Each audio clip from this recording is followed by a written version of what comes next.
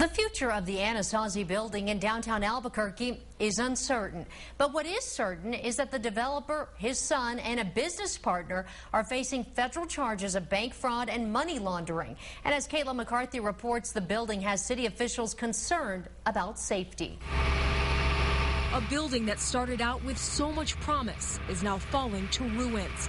Work stopped on the Anasazi building nearly 2 years ago after the Kansas bank funding the project was taken over by the federal government.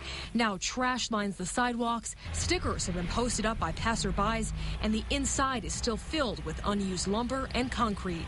The back end of this empty building is littered with trash and empty beer bottles.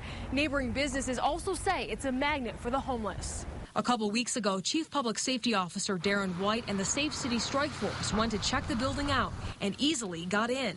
They found a bunch of safety violations, appliances left abandoned, and unsecured decks. Windows hadn't been put in. It was open air. You could have just simply walked off of a ledge and fell 11 stories. The city sent a letter to the mortgage company that has taken over the building, detailing its concerns. We have been in contact with the mortgage company. We are working on figuring out who's going to board it up. Downtown Action Team Executive Director Brian Morris says figuring out what will happen to the building is going to be a long and drawn-out process.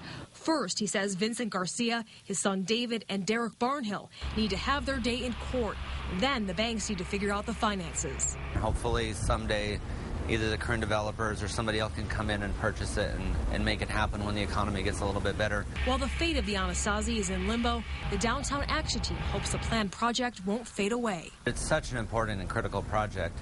You know, we want to see it move forward. In Albuquerque, Caitlin McCarthy, KRQE News 13. The government accuses the Anasazi developers of defrauding the Kansas Bank and an Albuquerque Compass Bank of nearly $2 million in 2007 and 2008. The attorney for the trio says there was no criminal intent on the part of the developers. He said they simply couldn't get the money needed to build it after the Kansas Bank was taken over, and that they never hid any information from their loaning companies.